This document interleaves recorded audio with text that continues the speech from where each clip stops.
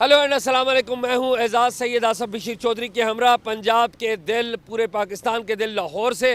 لاہور پاکستان کی سیاست کو ڈیفائن کرتا ہے۔ پورے پاکستان کی نظریں پنجاب پر ہیں اور پنجاب کی نظریں لاہور کے اوپر ہیں۔ پنجاب میں لاہور کی سیاست کیا ہے، اس کے اوپر ہم آصف بشیر چودھری سے بات کریں گے، اور اس کے بعد ہم جائیں گے اسلام آباد میں فخر درانی کے پاس، اور اس کے بعد اینڈ پہ جو آخری پورشن ہے بڑا ہی اہم ہے۔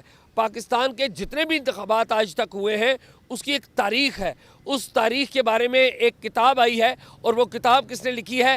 اعجاز شفیع گیلانی نے، معروف ایک شخص ہے پاکستان میں، گیلپ کے بانی ہیں، جو ڈیٹا آپ کے پاس آتا ہے سروے کا، اس کے بانی انہوں نے کتاب لکھی ہے پاکستان کے انتخابات کے بارے میں۔ ان سے میں نے انٹرویو کیا ہے، وہ ضرور دیکھیے گا، آپ کو بڑی ایجوکیشن ملے گی کہ پاکستان کے انتخابات آج تک کیسے کیسے ہوتے رہے۔ سب سے پہلے ابھی چلتے ہیں آصف بشیر چودھری صاحب کے پاس۔ چودھری صاحب، لاہور میں ہیں آپ، تو کیا دیکھ رہے ہیں لاہور کو؟ لاہور ہے۔ لاہور ہے۔ یہ جو لاہور سے محبت ہے، یہ کسی اور سے محبت ہے؟ جی، لاہور سے محبت میرا خیال ہے سارے پاکستان کو ہی ہے۔ یہ یہاں پر تو ابھی انتخابات ہیں نا، لگتا ہے اقتدار سے محبت ہے، لاہور سے محبت کسی اور سے محبت؟ جی، بیسیکلی اقتدار جو ہے، اگر لاہور میں آپ کا اقتدار نہیں ہے تو پھر پاکستان میں آپ کا اقتدار نہیں سمجھا جاتا۔ یہ سمبولیکل ایک بات میں کر رہا ہوں۔ تخت لاہور، جس طرح اگر دلی میں حکومت نہیں ہوتی تھی تو آپ کو بر صغیر کا حکمران نہیں مانا جاتا تھا جب تک دلی کا تخت آپ کے پاس نہ ہو۔ تو اسی طرح یہ جو تخت لاہور ہے، یہ جو پنجاب اسمبلی ہے، اس کے باہر ہم کھڑے میں ہیں، اور اگر تخت لاہور نہ ہو تو 12.5 کروڑ کے صوبے میں اگر آپ کی حکومت نہ ہو تو پاکستان میں آپ کی حکومت تصور کیا جاتا نہیں ہے۔ اور اگر اس سے پہلے ماضی میں جو حکومتیں رہی ہیں دوسرے صوبوں میں اور مرکز میں، تو اس میں وہ گرپ آپ کی نہیں ہوتی، کیونکہ آبادی کا ایک بہت بڑا جو صوبہ ہے، اگر اس میں آپ کی حکومت نہیں ہے تو آپ کی پورے پاکستان کے اوپر اس طرح سے گرپ تصور نہیں کی جاتی۔ اور یہی وجہ ہے کہ پاکستان کی تمام جو سیاسی جماعتیں ہیں، ان کے لیڈر لاہور سے ضرور الیکشن لڑتے ہیں۔ لاہور کو اگر پاکستان کا سب سے بڑا سیاسی اکھاڑا کہیں تو غلط نہیں ہوگا۔ اس مرتبہ بھی مسلم لیگ نون کے جو قائد ہیں میاں نواز شریف، وہ ان کا تو یہ آبائی شہر ہے، آبائی حلقہ بھی ہے جس سے وہ لڑ رہے ہیں۔ نہ صرف یہ کہ وہ خود لڑ رہے ہیں، بلکہ پہلی دفعہ پارلیمانی سیاست میں حصہ لے رہی ہیں۔ مریم نواز اپنے کیریئر کا آغاز کر رہی ہیں، اور وہ قومی اسمبلی کے علاوہ صوبائی اسمبلی کی بھی ایک نشست 159 سے حصہ لے رہی ہیں، صوبائی اسمبلی کے لیے بھی۔ اس کے علاوہ پاکستان کی جتنی بھی سیاسی جماعتیں، اگر عمران خان صاحب الیکشن وہ لڑتے تو وہ بھی لاہور سے ضرور لڑتے، اور اسی طرح باقی جو مرکزی قائدین ہیں وہ بھی لاہور سے لڑ رہے ہیں، جس میں آپ یہ دیکھیں کہ شہباز شریف ہیں، بلاول بھٹو زرداری لاہور سے الیکشن لڑ رہے ہیں۔ اس کے علاوہ حمزہ شہباز ہیں، علیم خان ہیں، سعد رفیق ہیں، ایاز صادق ہیں، عطا تارڑ ہیں، اون چودھری ہیں، لطیف کھوسا ہیں، سلمان اکرم راجہ ہیں، امیر العظیم ہیں۔ تو اس طرح بہت سارے نام ہیں جو اصل بات یہ ہے آصف، جو اصل بات یہ ہے کہ پاکستان کی جو چوٹی کی پولیٹیکل پارٹیز ہیں، اس میں پاکستان مسلم لیگ نواز، پاکستان پیپلز پارٹی، پاکستان تحریک انصاف، گو کہ انہیں سمبل نہیں ملا، جماعت اسلامی، یہ جو 4 بڑی جماعتیں ہیں، ان کی تمام مرکزی قیادت، بڑے جو رہنما ہیں، وہ لاہور سے الیکشن لڑ رہے ہیں۔ اور ایک اور بات کہ قومی اسمبلی میں 142 سیٹیں ہیں، 141 سیٹیں ہیں نیشنل اسمبلی کی۔ قومی اسمبلی کی لاہور میں 14 نشستیں ہیں، لیکن آپ یہاں پہ دیکھیں کہ سیاسی شعور لوگوں کا اور الیکشن کے اندر یہاں پنجاب کی 141 ہے، میں غلط 144 اچھا 14 جو نشستیں ہیں نیشنل اسمبلی کی لاہور سے، اس میں آپ یہ دیکھیں کہ یہاں پہ 470 لوگوں نے نیشنل اسمبلی کے نامینیشن پیپرز جو ہیں وہ جمع کرائے تھے۔ اور اسی طرح صوبائی اسمبلی کی جو یہاں پہ صوبائی اسمبلی کی 30 نشستیں تھیں، اور اس کے اوپر 1408 لوگوں نے جو ہیں وہ نامینیشن پیپر جو ہیں وہ جمع کرائے تھے۔ تو اس سے اندازہ ہوتا ہے کہ ایک ایک نشست کے اوپر کتنے امیدوار ہیں جو ان کے درمیان مقابلہ ہے۔ لیکن اعزاز، یہاں پہ جو اوورآل پنجاب کے اندر جو اب ایک بڑی جماعت کے طور پہ پی ٹی آئی سابقہ الیکشن میں بھی سامنے آئی، 2013 میں بھی انہوں نے بڑے شہروں میں جو ہے وہ برج الٹے تھے، تو یہاں پہ لاہور میں جو اصل مقابلہ ہے وہ مسلم لیگ نون اور پی ٹی آئی کے درمیان جو ہے وہ اب ٹریڈیشنلی ہوتا ہے۔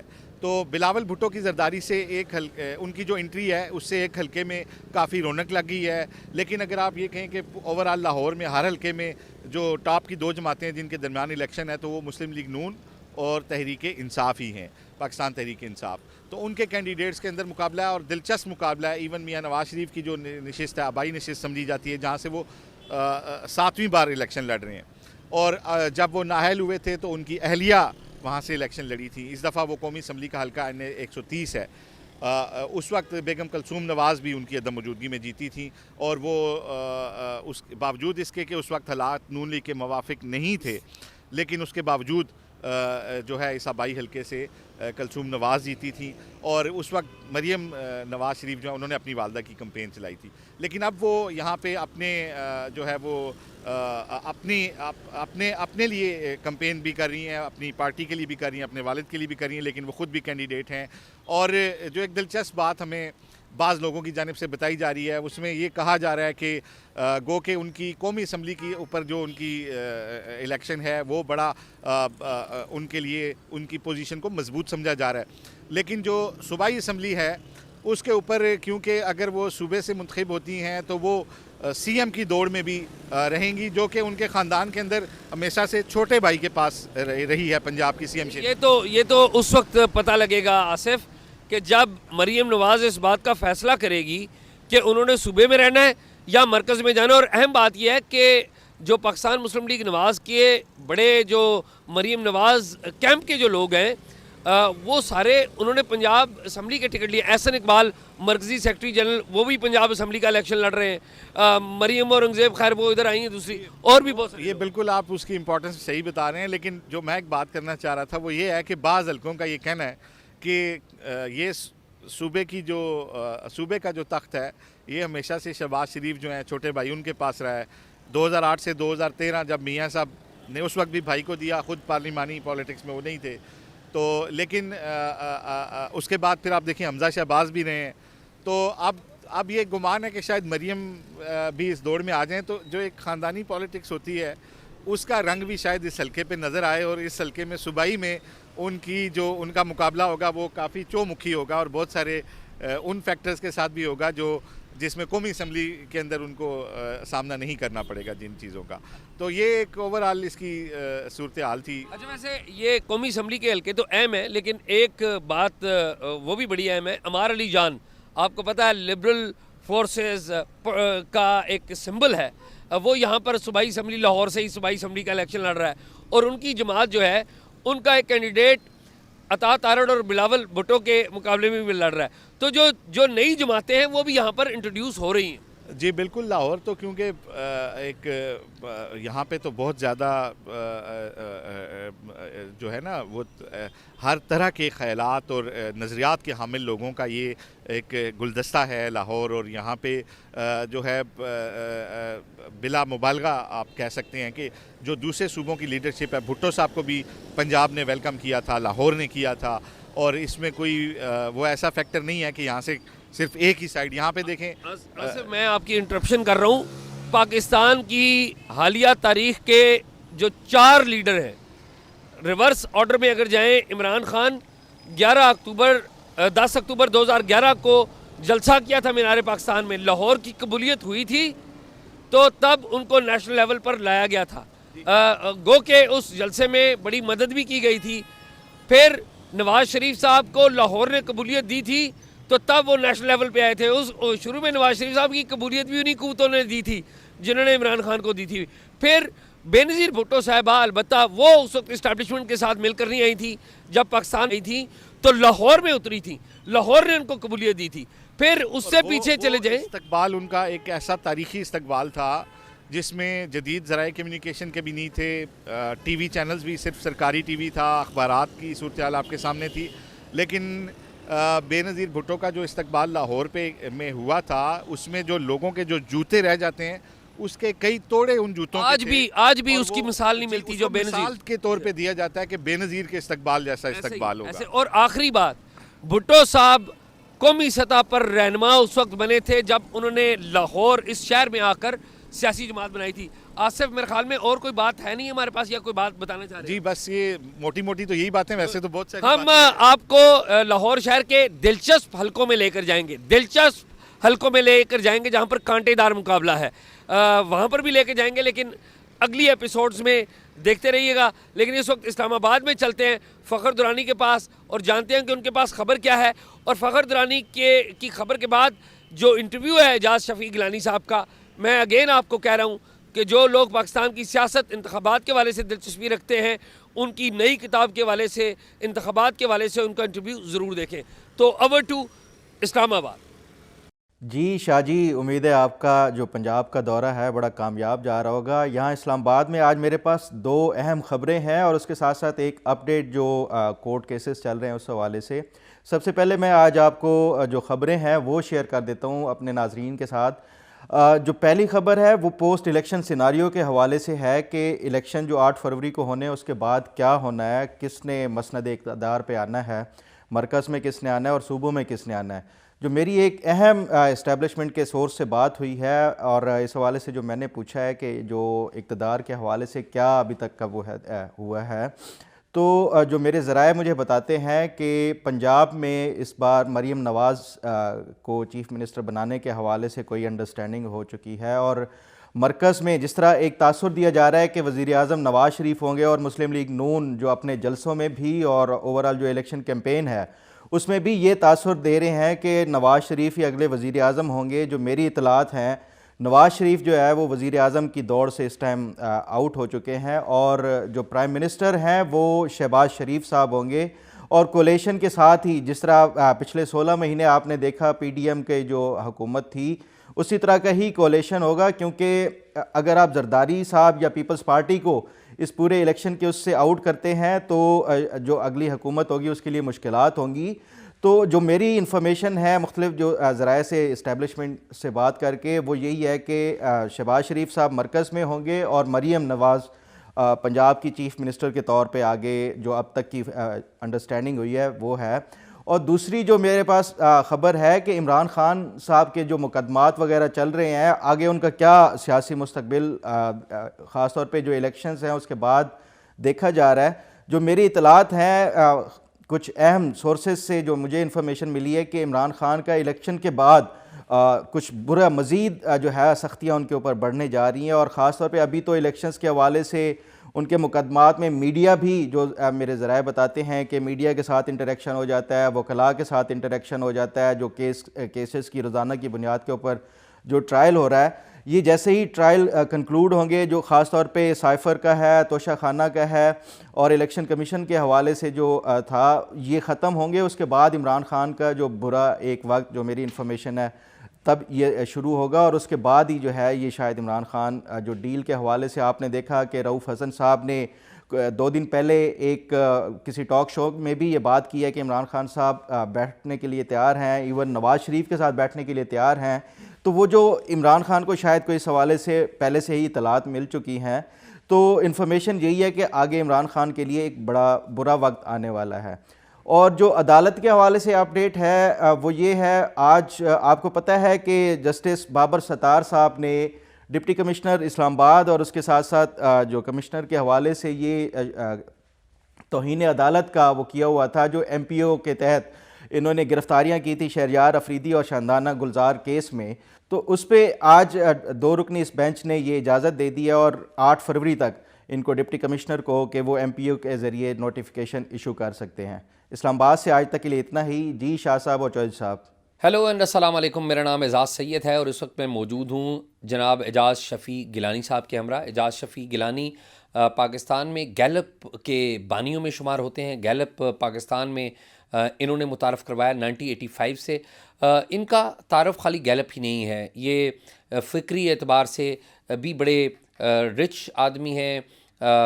4تھی کتاب ان کی ابھی آئی ہے, پاکستان کے 11 انتخابات کی 11 کہانیاں اردو میں, اور دا rituals of elections in Pakistan, انگریزی میں اس کا نام ہے 1970 to 2018. جو 11 انتخابات ہوئے ہیں 1970 سے سال 2018 تک کے, اس کی کہانی انہوں نے لکھی ہے اردو میں بھی اور انگریزی میں بھی.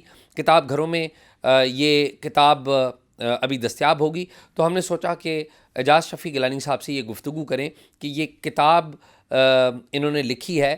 ابھی 12واں انتخاب ہونے جا رہا ہے ملک میں, تو 12ویں انتخاب سے شروع ہو کے اعجاز شفیع گیلانی صاحب سے ان کی جو کتاب ہے اس کی کہانیاں بھی سنتے ہیں. بہت شکریہ گیلانی صاحب آپ کا. اچھا گیلانی صاحب، آپ نے 11 انتخابات 11 کہانیاں لکھی ہیں. The rituals of elections in Pakistan 1970 to 2018. 12واں انتخاب ہونے جا رہا ہے، تو آپ کیا دیکھتے ہیں کہ یہ پاکستان میں کیا کس قسم کی الیکشن ہے وہ ہو رہا ہے اور کس قسم کی جنگ ہو رہی ہے؟ یہ انتخاب سے زیادہ ایک سیاسی بحران ہے، اور یہ خیال ہے کہ اس انتخاب سے وہ سیاسی بحران حل ہو جائے گا. سابقہ انتخابات کے جائزہ لینے کی وجہ سے بھی اور اس انتخاب کے بھی میرا خیال ہے کہ اس انتخاب سے سیاسی بحران حل نہیں ہوگا، اگرچہ اس بات کا غالب امکان ہے کہ حکومت بن جائے، وہ کام کرنا بھی شروع کر دے. اور اس کی ایک وجہ یہ ہے کہ پچھلے چند سال میں ملک میں ایک نئی طبقاتی جنگ چھڑ گئی ہے، اور یہ طبقاتی جنگ غریب اور امیر کی نہیں ہے، نہ یہ افلاس کے مسائل سے متعلق ہے، بلکہ یہ شرکت اقتدار کے مسائل سے متعلق ہے. اس کا ہراول دستہ محروم یا مفلس نہیں ہے، اس کا ہراول دستہ ایک نیا تعلیم یافتہ متوسط طبقہ ہے. وہ افلاس کے مسائل سے زیادہ یہ چاہتا ہے کہ اسے اقتدار میں شرکت کا موقع ملے. ہمارے پاس اس انتخاب میں 272 سیٹیں ہیں کل. ووٹ دینے والے 120 ملین ہیں، ہو سکتا ہے اس سے بھی کچھ زیادہ ہو. خواہش مند الیکشنوں میں حصہ لینے کے، اقتدار میں کہیں نہ کہیں پہنچنے کے اس سے بہت زیادہ. لہٰذا جب تک ہم نے ملک کے اندر ڈھانچہ نہ بدلا، یہی وجہ ہے کہ میرا یہ خیال ہے کہ اس الیکشن کے نتائج کچھ بھی نکلیں، جو حکومت میں آئے اور وہ طبقے کے جو حکومت کو کامیاب کرنا چاہتے ہیں، انہیں چاہیے کہ وہ اس کے 2 سال اس تنظیم نو پہ صرف کریں. اگر وہ اقتدار کی جگہیں 1000 رہیں تو یہ بحران حل نہیں ہوگا. اگر یہ 40,000 ہو گئیں مثال کے طور پہ، تو پھر اس کے حل ہونے کا کچھ امکان ہے. یعنی کہ آپ یہ کہہ رہے ہیں کہ ملک میں مزید صوبے قائم کیے جائیں؟ صوبوں کی بجائے ذیلی صوبے بنائے جائیں، اور ذیلی صوبے دستور کو چھیڑے بغیر بن سکتے ہیں. اس کے علاوہ ذیلی صوبے ہر صوبے کے علاقوں کے مخصوص حالات کے مطابق مختلف نوعیت کے ہو سکتے ہیں، کیونکہ پاکستان نہ صرف آبادی میں بڑا ہے بلکہ اپنے علاقوں کے تنوع میں بھی یہ بہت متنوع ہے. اس میں سب میں کسی ایک طرح کی صوبائی حکومت یا ایک طرح کی مرکزی حکومت بہت کامیاب حکومت نہیں دیتی. گیلانی صاحب، 2018 کے انتخابات کو آپ کیسے دیکھتے ہیں؟ یہ اس کے بارے میں بتائیں. آپ اسے 2018 کی بجائے 2013 پہ لے جائیں. یہ میں جس نئی طبقاتی جنگ کی بات کر رہا تھا، یہ نئی طبقاتی جنگ اس وقت بھی چھڑ چکی تھی. لہٰذا 2013 نے بھی بحران کو حل نہیں کیا، اور پھر 2018 میں اس بحران کے حل نہ ہونے کی وجہ سے اس سے بڑا طوفان آیا. یہی وجہ ہے کہ میرا خیال ہے کہ 2024 سے بھی یہ انتخاب ضرور ہونا چاہیے، لیکن یہ توقع کہ یہ بحران حل کر دے گا، یہ بہت دانش مندی کی بات نہیں ہوگی. لہٰذا پہلے سے سوچنا چاہیے کہ جب ایسی حکومت بنے گی کہ جس کے حکومت میں آنے کو ایک بہت بڑا طبقہ تسلیم نہیں کرے گا، اس کے کئی اسباب ہو سکتے ہیں. جب وہ تسلیم نہیں کرے گا تو اس کے پاس اس کا کیا جواب ہوگا؟ وہ تسلیم کیوں نہیں کرے گا؟ وہ تسلیم اس لیے نہیں کرے گا کہ یہ بحران 10 سال سے ہے ہی شرکت اقتدار کی محرومی سے ہے. اور شرکت اقتدار کی محرومی اس وجہ سے ہے کہ پاکستان کے جہاں 120 ملین ووٹر ہیں، وہاں 272 سیٹیں قومی اسمبلی کی ہیں. اس سے دگنی، آپ اسے 550 کہہ لیں، صوبائی اسمبلیوں کی ہیں، 100 سینٹ کی ہیں، 1000۔ اس کے دعوے دار اس سے بہت زیادہ ہیں۔ یہی وجہ ہے کہ یہ بحران جاری ہے۔ لہٰذا بحران کو حل کرنے کے لیے کم از کم پہلے 2 سال استعمال کرنے چاہیے، اور اگر حکومت اپنے آپ میں اعتماد رکھتی ہو تو اس نئی حکومت کو 2 سال کے بعد خود نئے انتخابات کا اعلان کر دینا چاہیے۔ لہٰذا اس سے وہ لوگ بھی کہ جو اس وقت انتخاب میں ناکامی کو قبول نہیں کریں گے، وہ بھی اگر محض 2 سال کی مدت ہوگی تو اس محرومی کو قبول کر لیں گے شاید۔ اچھا اعجاز صاحب، ہم نے سال 2018، سال 2024 اور سال 2013 کے انتخابات کا پارٹلی ڈسکس کر لیا۔ آپ نے کہا کہ 2002 کی جو پارلیمنٹ ہے وہ بنی لیکن وہ پنپ نہیں سکی، تو 2002 کی پارلیمنٹ کے بارے میں تو آپ نے بتا دیا۔ 2008 کی پارلیمنٹ کے بارے میں آپ کہتے ہیں کہ وہ اس نے پارٹلی اس مسئلے کو حل کیا، کیسے؟ وہ الیکشن 1999 کی کنٹینویشن میں تھی۔ 99 میں ایک حکومت ختم ہوئی تھی، پھر 2002 میں اس طرح سے حکومت بنی جیسے 2024 میں ہم انداز دیکھتے ہیں کہ جس میں حکومت بنتی ہے، ابھرتی نہیں ہے۔ 2008 میں ابھی وہ سب ماحول جاری تھا۔ 2008 کی حکومت بعض لحاظ سے ایک کامیاب حکومت تھی، کیونکہ انہوں نے ایک بحران کو حل کیا تھا۔ اس سے پہلے کی حکومتیں بہت ناپائیدار ہوتی تھیں، چونکہ جو ملک کے اندر الیکشن کے ذریعے سے منتخب ہوئی انتظامیہ اور الیکشن کے علاوہ انتظامیہ، ان دونوں میں ایک تناؤ ہوتا تھا۔ منتخب انتظامیہ باہم برسر گریبان ہوتی تھی۔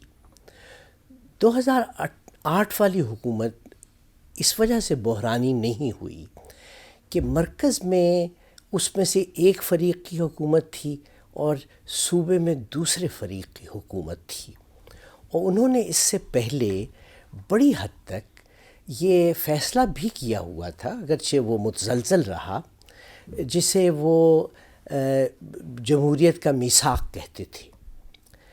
لہٰذا انہوں نے اس 5 سال کے لیے جو سیاسی جنگ تھی اس کا ایک حل تلاش کیا ہوا تھا۔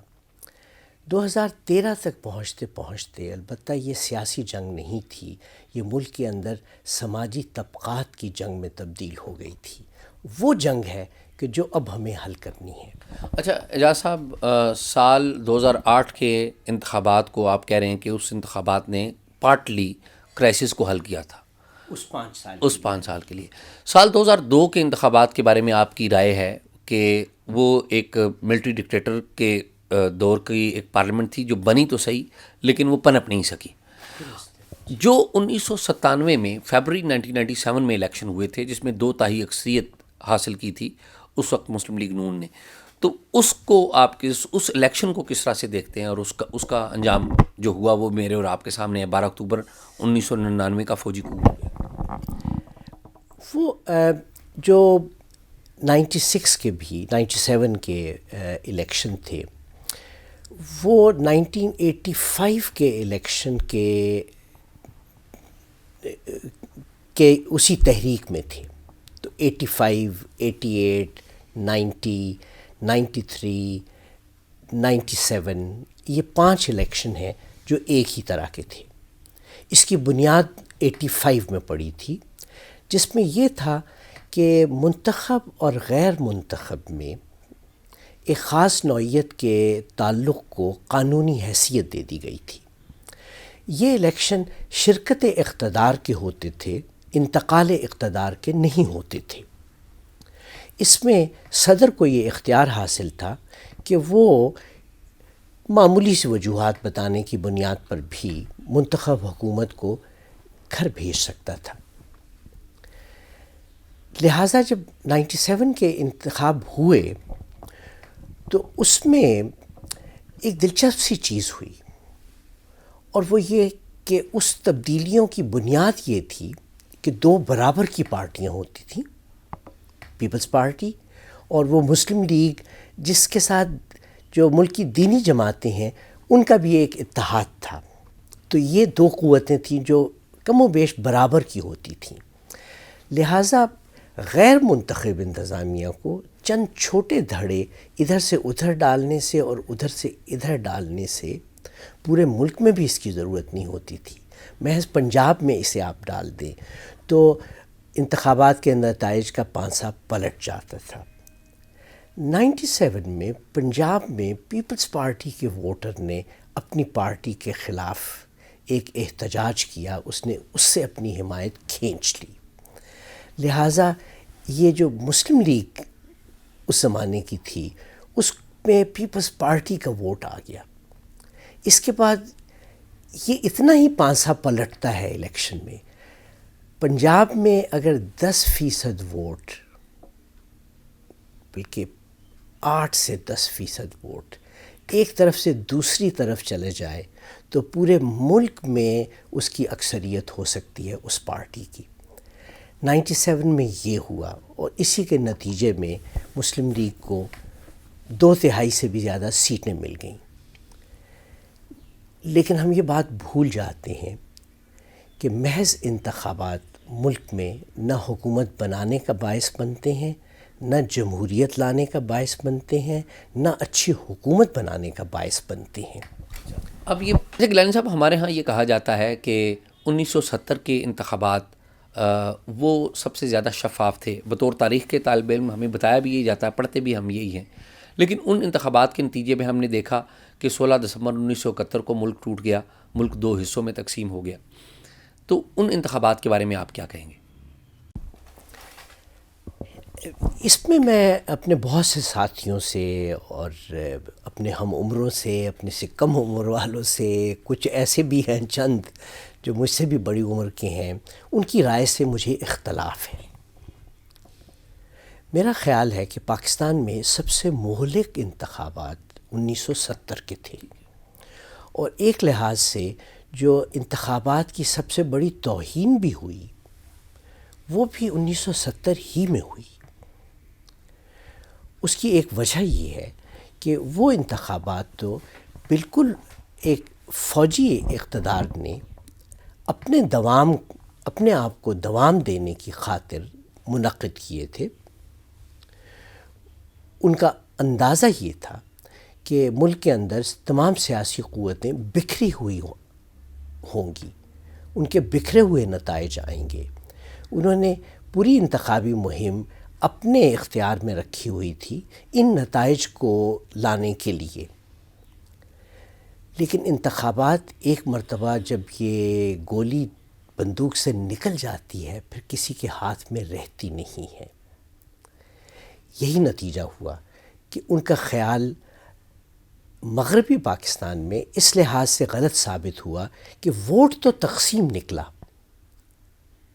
لیکن سیٹیں تقسیم نہیں نکلیں. یہ اندازہ کرنا بھی بڑا ہی ایک مشکل کام ہے. اور مشرقی پاکستان میں ووٹ بھی تقسیم نہیں ہوا اور سیٹیں بھی تقسیم نہیں ہوئیں. لہٰذا وہ جو گولی جب نکل گئی بندوق سے تو وہ اسے واپس نہیں لا سکتے تھے، حتیٰ کہ ملک ٹوٹ گیا. لہٰذا انتخابات بہت ہی اچھے نتائج کا باعث بھی ہو سکتے ہیں اور بہت خراب نتائج کا باعث بھی ہو سکتے ہیں. کیا انتخابات ہی جمہوریت ہوتے ہیں؟ محض انتخابات جمہوریت نہیں ہوتے، اور محض جمہوریت اچھی حکومت نہیں ہوتی. اور ہر جمہوریت دستوری جمہوریت نہیں ہوتی. ذاتی طور پہ میں اس میں بہت یقین رکھتا ہوں کہ پاکستان کا دستور نہ صرف اچھا ہے بلکہ اس نے اپنے دوام کو اور اپنی قوت کو ثابت بھی کروایا ہے، کیونکہ یہ 1973 سے ہے. لہٰذا ہمیں یہ خیال ہونا چاہیے کہ دستوری طریقے سے انتخابات ہوں، دستوری طریقے سے جمہوری حکومت آئے، اور جمہوری حکومت سے ہم اچھی حکومت پیدا کر سکتے ہیں یا نہیں، یہ انتخابات کا بھی، دستور کا بھی اور جمہوریت کا بھی ایک امتحان ہوتا ہے۔ میرا خیال ہے کہ ایک بہت بڑی غلط فہمی پائی جاتی ہے کہ انتخابات کے ذریعے سے کسی کو ملک پر مطلق العنانی کا یا واحد حکمران ہونے کا حق مل جاتا ہے۔ انتخابات سے محض دستور کی حدود کے اندر رہتے ہوئے محدود اختیار ملتا ہے، کیونکہ ہمارے ہاں نہ منتخب محدود اختیار کو قبول کرتا ہے، نہ غیر منتخب محدود اختیار کو قبول کرتا ہے۔ دستور دونوں کے اختیار کو محدود رکھتا ہے، لہٰذا انتخابات کے بارے میں یہ تصور، اور یہ بالخصوص ماضی ایک قریب میں ایک پورا سماجی اور سیاسی طبقہ ہے جس کا خیال یہ ہے کہ انتخابات کے ذریعے سے اسے غیر محدود حکومت اور طاقت مل جاتی ہے۔ انتخابات کے ذریعے سے غیر محدود حکومت کا نام سیاسیات کی اصطلاح میں فاشزم ہے، جمہوریت نہیں ہے۔ لہٰذا محض انتخابات جمہوریت کا ذریعہ نہیں بن سکتے۔ سر، آپ نے انتخابات کو ایک رسم قرار دیا ہے، یہ رسم کیوں قرار دیا آپ نے؟ میں نے ویسے تو اس پوری کتاب کا عنوان ہی انگریزی میں یہ رکھا ہے، a process without a product, یعنی ہوتا بہت کچھ ہے، بالآخر نتیجہ نہیں نکلتا۔ اس کے باوجود اس سرگرمی کی ایک اہمیت ہے، جیسے رسم کی ہوتی ہے کہ رسم سے کوئی مادی چیز باہر نہیں نکلتی، لیکن وہ بہت سی چیزوں کو آپس میں جوڑ جاتی ہے۔ شادی کی رسومات میں بھی ایسے ہی ہوتا ہے۔ اس لیے ہمیں ان انتخابات سے بہت کچھ ملا بھی ہے۔ انتظامی اور حکومتی اداروں کے آگے بڑھنے کی صورت میں نہیں ملا۔ پاکستان کو ایک یکجا سیاسی اکائی بنانے میں بہت کچھ ملا ہے۔ میں اس فرق کو واضح کرنا چاہتا تھا، اسی لیے میں نے اس کا یہ نام رکھا کہ یہ رسم ہے جس سے ادارتی فائدہ نہیں ہوا، لیکن پاکستان کو ایک سیاسی اور معاشرتی اکائی بنانے میں بہت سا فائدہ ہوا ہے۔ اچھا سر، پاکستان میں بڑی انسرٹینٹی ہے، الیکشن ہوں گے نہیں ہوں گے، کوئی ایمرجنسی نہ لگ جائے، اس طرح کی باتیں بھی وہ اندر کے حلقے کرتے ہیں، تو اس کو آپ ہسٹری سے کس طرح سے دیکھتے ہیں؟ یہ اس سے پہلے بھی ایک سے زائد انتخابات میں، لیکن بالخصوص 97 والے میں رہا ہے۔ اس وقت بھی جو عبوری حکومت ہے اس کے طور اتوار سے یہ لگتا تھا کہ یہ مختصر مدت کے لیے نہیں ہے۔ وہ جس نوعیت کی گفتگو کرتے تھے اس سے یہ لگتا تھا کہ یہ کئی سال چلنے والے منصوبے ہیں ان کے۔ پھر یہ کہ آخر تک انتخابی مہم کے بارے میں یہ کچھ طے نہیں تھا کہ یہ ہوں گے الیکشن یا نہیں ہوں گے۔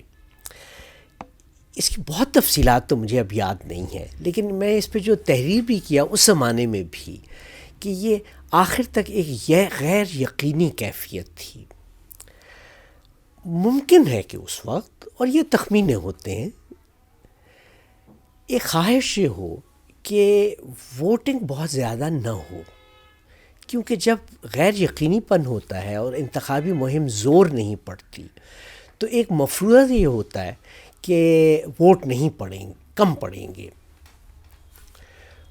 اس وقت چیمہ گوئی یہ تھی کہ عبوری حکومت یہ چاہتی ہے کہ ووٹ کم پڑیں، اور ووٹ کم پڑنے کو بنیاد بنا کے نئی حکومت کو تسلیم نہ کیا جائے۔ اس وقت جو سیاسی بحران تھا وہ بنیادی طور پہ سیاسی بحران تھا، ایک سماجی اور انتظامی بحران نہیں تھا۔ 2024 میں یہ 3 قسموں کے بحرانوں کا مجموعہ ہے۔ یہ محض سیاسی بحران نہیں ہے. لیکن سر وہ اس وقت جو پریزیڈنٹ تھے فاروق لغاری تھے, تو وہ الیکشن کے دن کی جو بات ہے وہ کیا تھی, ذرا وہ بھی بتا دیجیے, ٹرن آؤٹ کی جو بات تھی. ہاں یہ مجھ جیسے بزرگوں کو پھر یہ ہوتا ہے کہ ہم نے وہ اس وقت کے ٹی وی پروگرام دیکھے ہوتے ہیں, یاد ہوتے ہیں, تو مجھے معلوم یاد ہے کہ میں کس طریقے سے گھر پہ کھانا کھانے کے وقت باقی فیملی کے ساتھ بیٹھا ہوا تھا, تو اتنے میں صدر لغاری صاحب ٹی وی پہ آئے. جیسا کہ معمول ہوتا ہے کہ جو الیکشن کی سربراہی کر رہا ہو وہ آخری دن پولنگ سٹیشنز پہ جاتا ہے وغیرہ وغیرہ, تو وہ بھی پولنگ سٹیشن سے ہو کے ٹی وی پہ آئے تھے اور کہہ رہے تھے کہ ہم پولنگ سٹیشنز اور اس ماحول سے یہ اندازہ ہوتا ہے کہ ووٹ بہت کم پڑے ہیں, اور تخمینہ یہ ہے کہ یہ 26% کے قریب پڑے ہیں. صدر صاحب نے کہا, صدر صاحب نے کہا جب 26% میں ہو سکتا ہے 1-8% آگے پیچھے ہو, لیکن اور انداز سے کچھ یہ محسوس ہوا کہ وہ اس بات سے بہت غم زدہ نہیں ہے کہ لوگوں نے ووٹ نہیں دیا. البتہ ایک مرتبہ انتخابات کا یہ بکس کھل جائے تو پھر یہ کسی کے بھی کنٹرول میں نہیں ہوتا. اگلے دن 8-10 بجے کے قریب جب پورے بکسے کھلے اور گنتی ہوئی تو یہ تعداد 34% تھی. یہی وجہ ہے کہ چاہتے نہ چاہتے وہ حکومت قائم ہو گئی, نئی حکومت قائم ہو گئی. البتہ اس نئی حکومت کو دوام نہیں ہوا. یہ وہ باتیں ہیں کہ جو منتخب ہونے والے بھی بھول جاتے ہیں اور جو منتخب نہیں ہوتے وہ بھی بھول جاتے ہیں. بہت بہت شکریہ سر. آپ نے ناظرین دیکھا ہمارا پروگرام, اس میں اعجاز شفیع گیلانی صاحب نے پاکستان کے انتخابات اور پاکستان کے انتخابات کی تاریخ, جمہوریت کے اوپر تفصیل سے بات کی اپنی کتاب کے حوالے سے. امید ہے آپ کو ہمارا پروگرام پسند آیا ہوگا. اگر آپ کو ہمارا پروگرام پسند آیا ہے یا نہیں آیا ہے تو اس پہ کمنٹ ضرور کیجیے, اور اگر آپ ہم سے براہ راست رابطہ کرنا چاہتے ہیں تو talkshock777@gmail.com پر ہمیں ای میل کیجیے.